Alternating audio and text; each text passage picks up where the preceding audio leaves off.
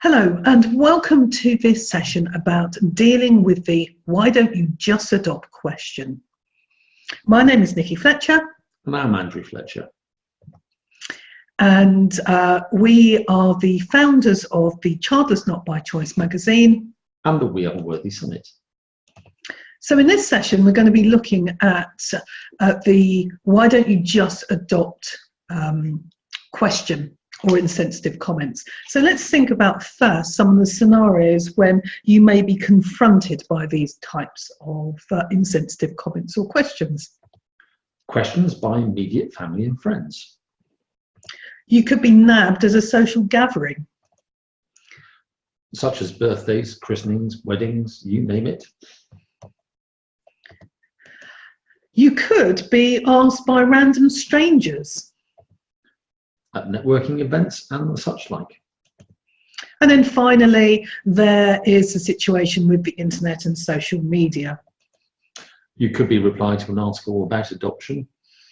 And in fact, I've seen some really nasty discussions going on threads about adoption when people have your parents who don't understand the situation. They get very nasty sometimes about this particular issue for some reason. So what type of comments are we talking about? Loads of children need adopting. You obviously don't really want children. My friend adopted and she immediately fell pregnant after years of trying to conceive.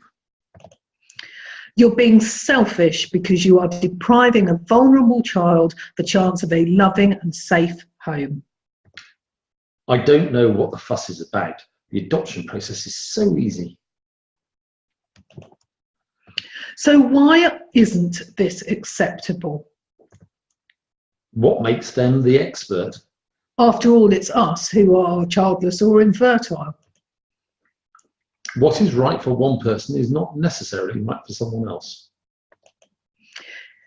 Their comments disenfranchise your experience and your grief.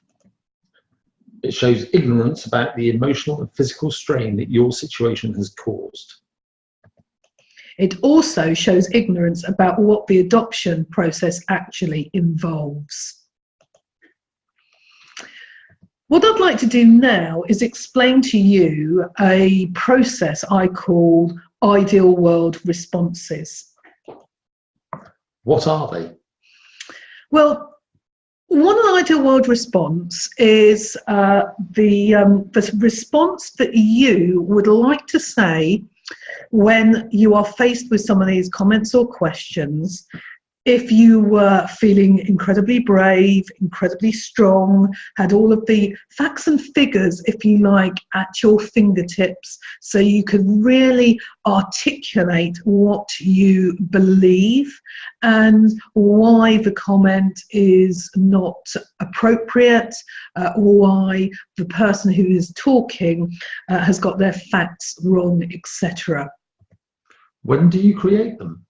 As I say, you create them when you are feeling strong and when you are not feeling vulnerable in any way, and when you've got time to really sit down and think, if I could answer this exactly the way I want to, this is how I would answer it. So how does this help? Well, it means that when you are confronted by one of these insensitive comments or an insensitive question, you have got, as I say, the information at your fingertips. What do you do with them? Well, what you do is you spend time creating them, and then you go back and you revisit it over a period of time. So you sort of go back and look at what you've written and you think, is this really what I'd like to say? And you tweak it, and you do that over a period of time. And then what happens is the next time you are confronted by that particular question or comment, you've got it there at your fingertips, if you like. It's hardwired into your brain.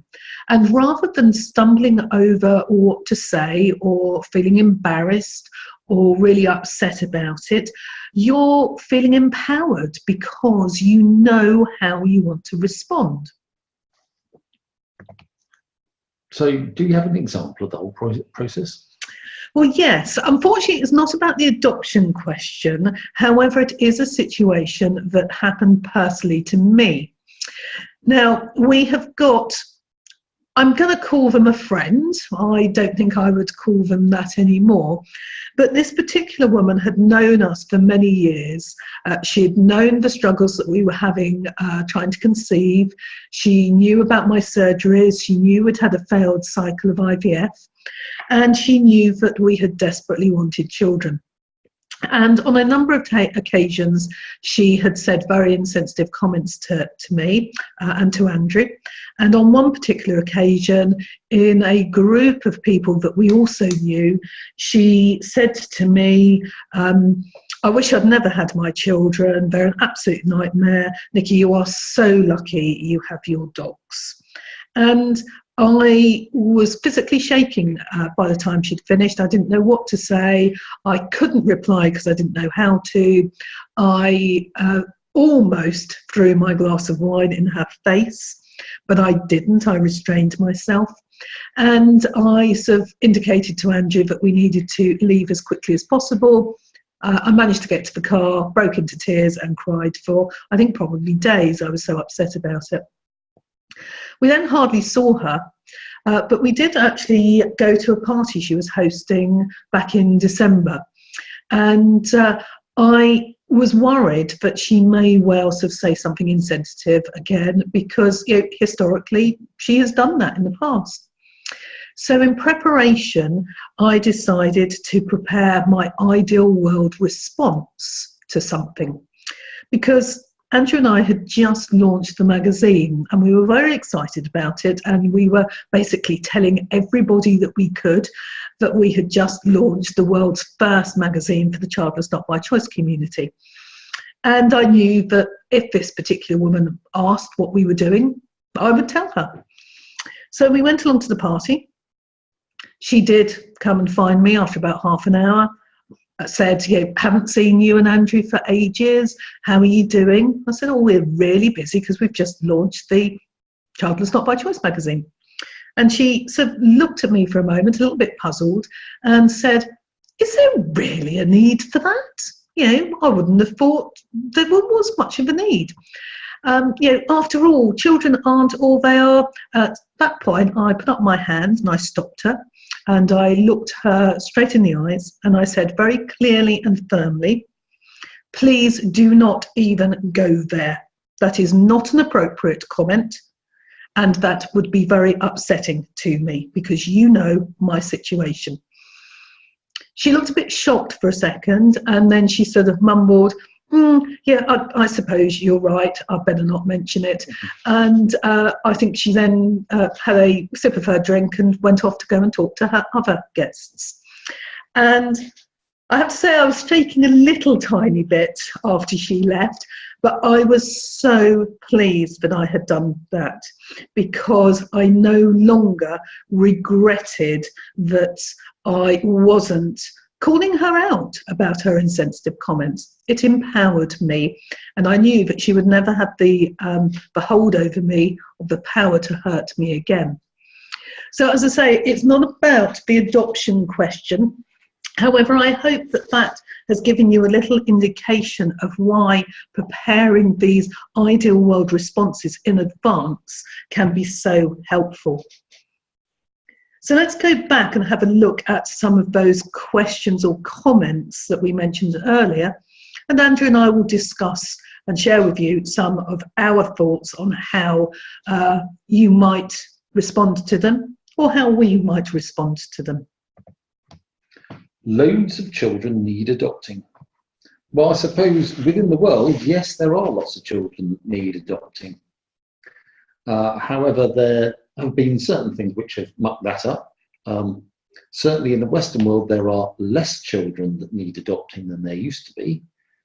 And now the UN, well, actually a few years ago, put major obstacles to international adoptions because of their reasoning that children should be kept within their own culture and not moved out of it, and things like that.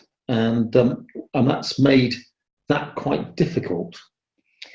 And another problem that's caused is actually in some of these countries where there used to be a lot of international adoptions and they've now been stopped, the culture in those countries isn't actually a culture where adoption happens very frequently.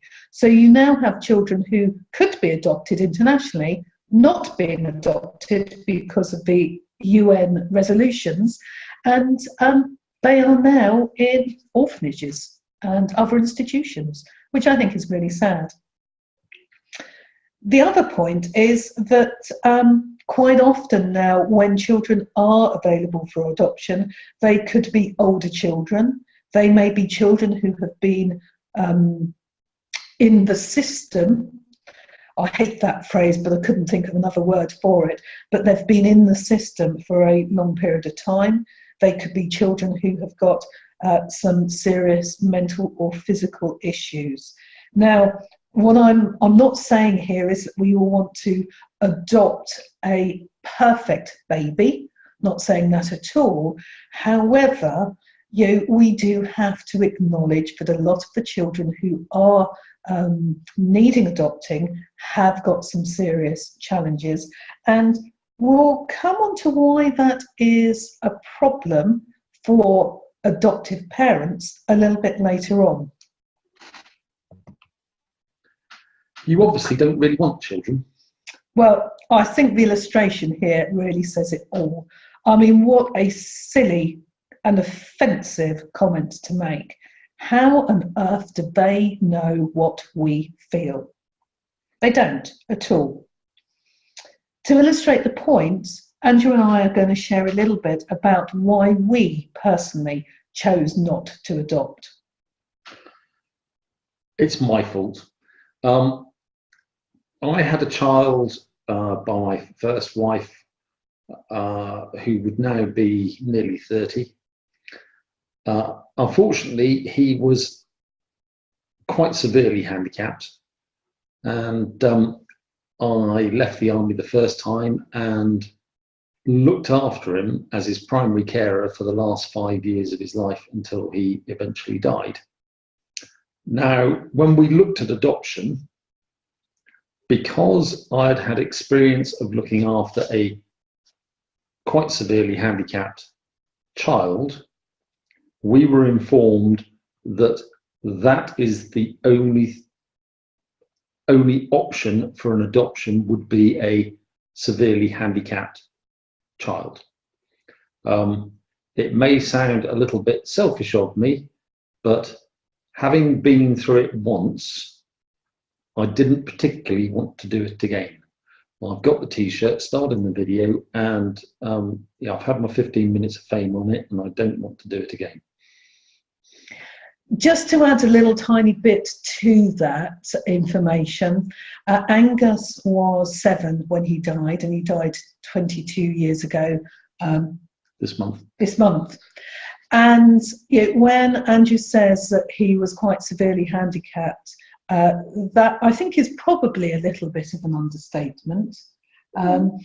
There's a little thing in the brain called the hypothalamus, which basically is the bit of the brain which controls all sorts of things. So it controls hormones, coordination,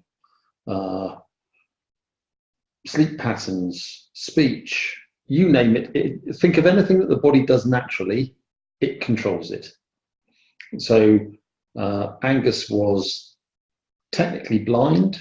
He had a thing called diabetes insipidus, which is basically water goes in and comes straight back out again, or fluids go in and come straight back out again. It also controls growth. Normally, when you don't have a hypothalamus, you are weedy and failure to thrive. When Angus died, he was 5'6", 5'7", and weighed 11.5 stone. He didn't walk and he didn't talk because that requires coordination, although he was above average intelligence for his age, be you handicapped or able-bodied. That's just a few of the things. And it also affects your immune system. So he picked up near enough anything that was going. So when we are talking about the fact that the adoption agencies advised us that we would probably only be matched with a child with a severe disability, we're not talking about a slight hearing impediment or blindness or Downs or something like that. We are talking about serious conditions. And Andrew said that we didn't adopt because it was his fault, because he didn't want to go through it again. That's not quite strictly true, because by the time we were trying to conceive and IVF had failed, and we were considering adoption, Andrew and I had been together for probably about 8 years. I think it was only after year 5 that Andrew stopped waking up in the middle of the night with a great big sort of shout in a shock because he thought that Angus needed something.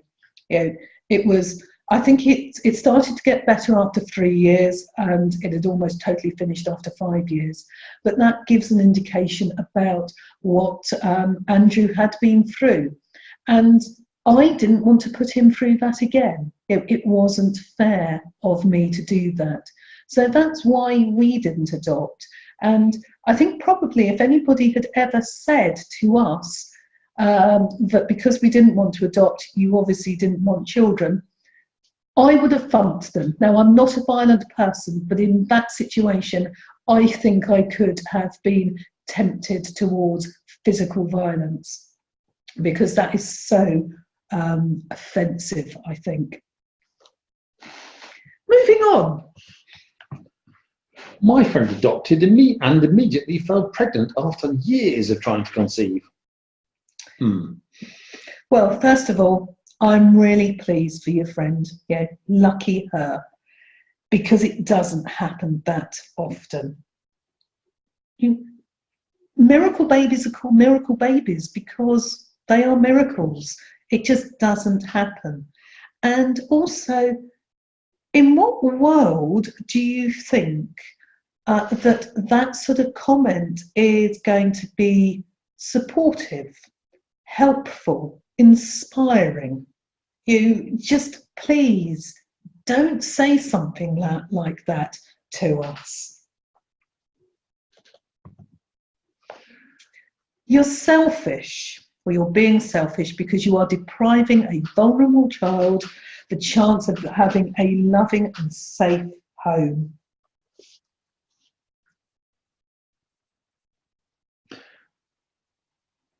Well, in that case, if you're a parent, why don't you adopt?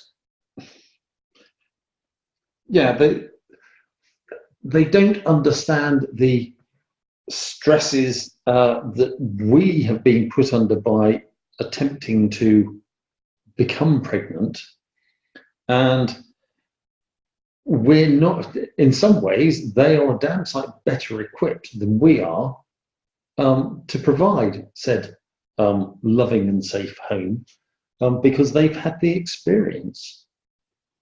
They're already parents. They've been there and done that and got the T-shirts. They've seen the good side of it, and they've experienced the bad side of it as well, the difficult times and things like that. So yeah, they probably are better equipped to deal with it as well. And as Andrew said, the years of failing to conceive, or whatever the other reasons for being childless, not by choice, that takes a huge strain on your emotional well-being. It can be a physical strain as well, and it can play havoc with your mental state. And I think people who say these sorts of comments really don't understand the adoption process at all and how difficult it is, which brings us on to the next comment. I don't know what all the fuss is about. The adoption process is very easy. Wrong. Yeah, Andrew says wrong. I was about to say, stop while I sort of fall about laughing hysterically, because this is simply not true. A prime example, certainly in the UK, if you want to adopt, the adoption service will go back to all of your previous partners to ask them whether you would be a good parent. So if you've annoyed somebody in the past, you had a bad breakup with somebody, that could put the kibosh on you being a prospective adoptive parent. Yeah, which I think is absolutely barking. And it could be years and years later. I mean, Andrew and I got married in 2005. And I left my first husband in 2000. Oh, sorry, in 1993. So we're talking about 12 years. And I left my first husband. He was not impressed by it at all.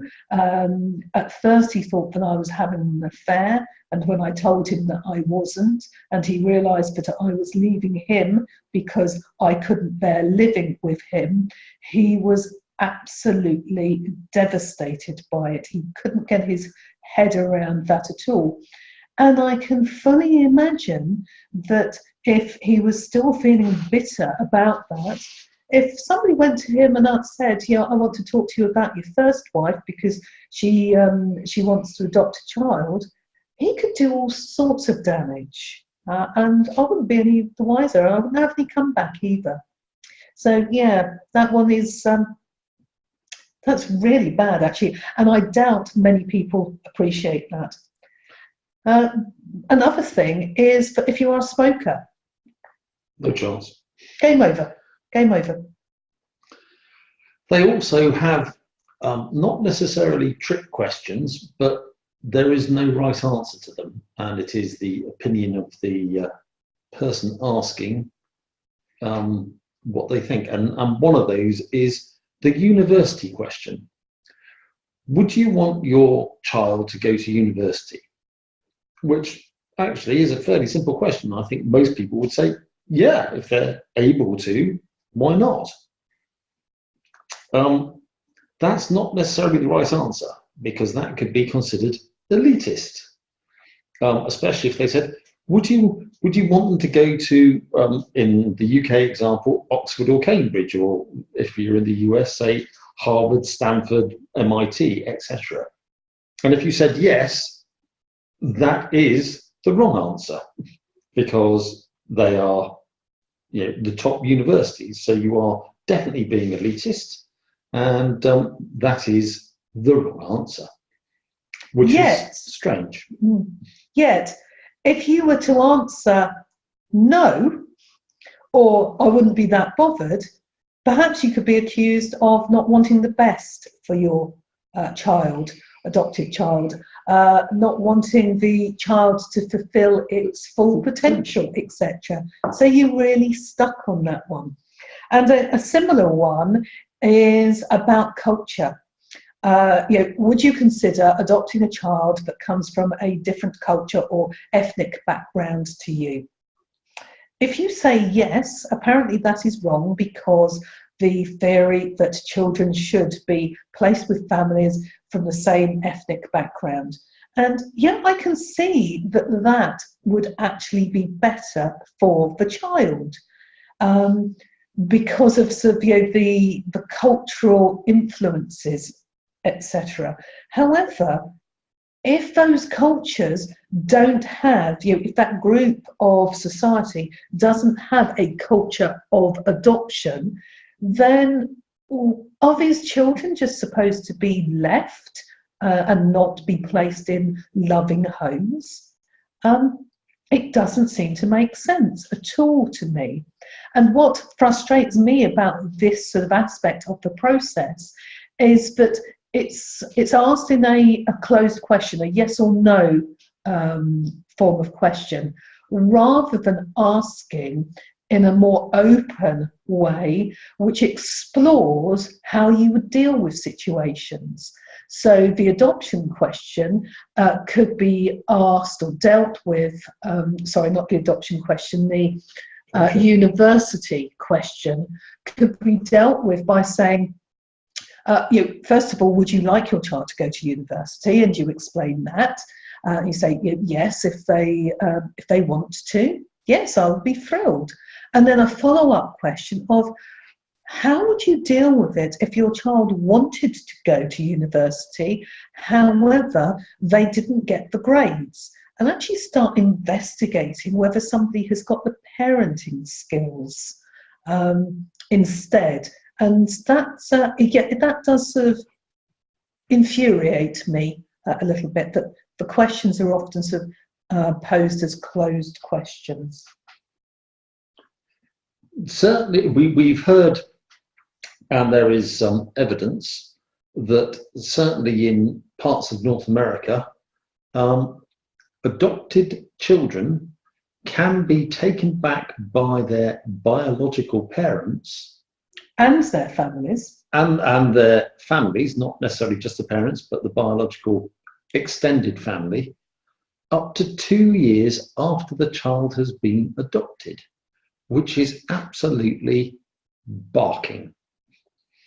It's upsetting for the child, who's probably by that stage sort of started to settle into their new home. It's certainly upsetting for the adoptive parents. You could have really bonded with this new member of the family, and then that child is taken away from you. That is cruel, I think. And that's the side of adoption that I don't think a lot of people are aware of. And then the final one I want to mention is about the fact that certainly in the UK, there is this policy of non-disclosure about family histories because it's deemed that it could be prejudicial. Yeah, and sort of infringing the civil rights, if you like, and privacy of the child. And there was a long newspaper report that I read fairly recently about a woman who had adopted two young girls many years ago. And one of them was sort of obviously struggling with something, but they didn't know what. The other one was slightly better and fitted in slightly more. But as the years progressed, they realised that there were some serious issues going on, but they couldn't get to the bottom of it.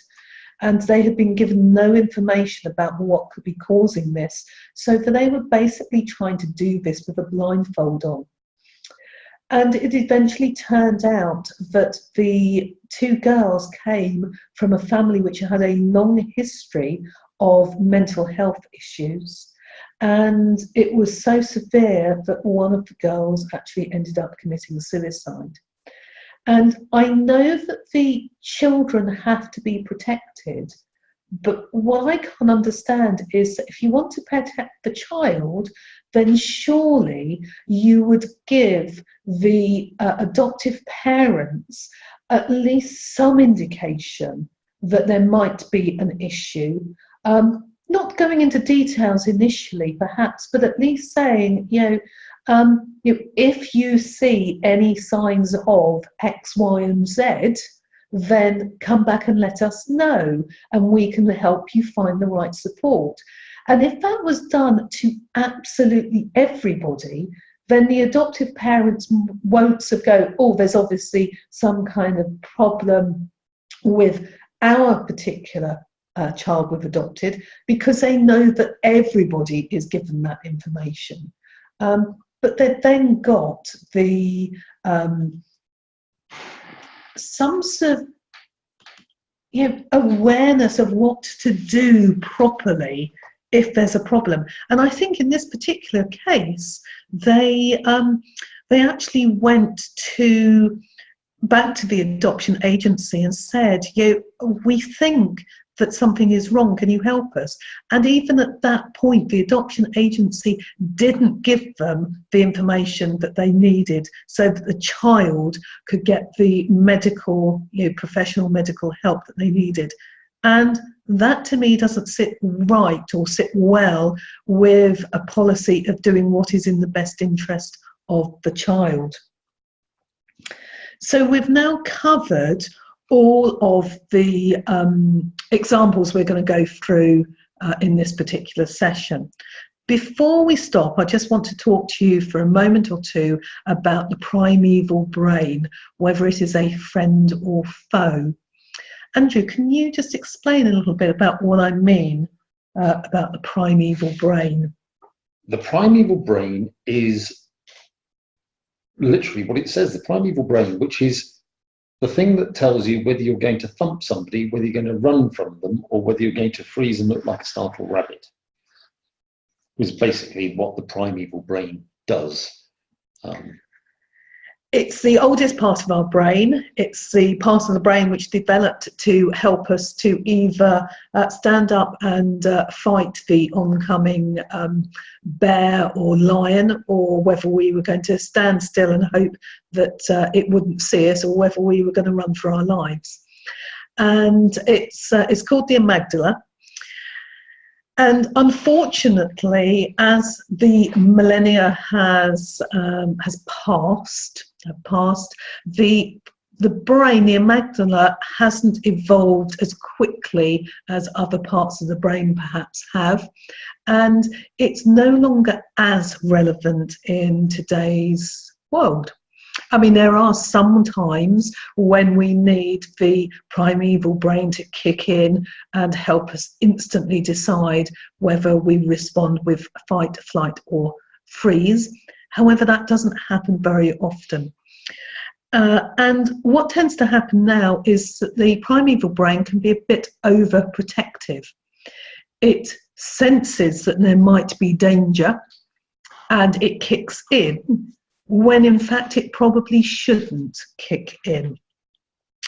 And what you need to start doing is, when you are confronted with these insensitive comments and questions, is you need to decide whether, if your primeval brain kicks in, whether the decision to freeze is actually appropriate or not, or whether it's being a bit overprotective, and perhaps you could stand up to somebody and challenge them, particularly if you have gone through the process of thinking about your ideal world responses. So yeah, we've got this thing called the primeval brain. Sometimes it's a friend, sometimes it's a bit overprotective and isn't actually working to help us. And finally, that leads us on to the fact, oh, I didn't annotate this one properly. You need to pick your battles carefully. And I've put battles in inverted commas there because I couldn't think of a better phrase for it, because I don't think that this should be a war. We shouldn't be thinking about fighting people or beating people at all. However, I hope you know what I mean by battles in inverted commas. And you need to pick them carefully, because not every situation is an education opportunity. Not everyone will listen. And in fact, not everybody wants to listen. So eventually, at some point, you may have to walk away to protect yourself from a conversation that takes a nasty turn. I hope that this has given you sort of a bit of an idea about how to deal with the insensitive comments and questions associated with the adoption process, etc. Nikki Fletcher and Andrew Fletcher saying good night. Bye-bye now. Bye.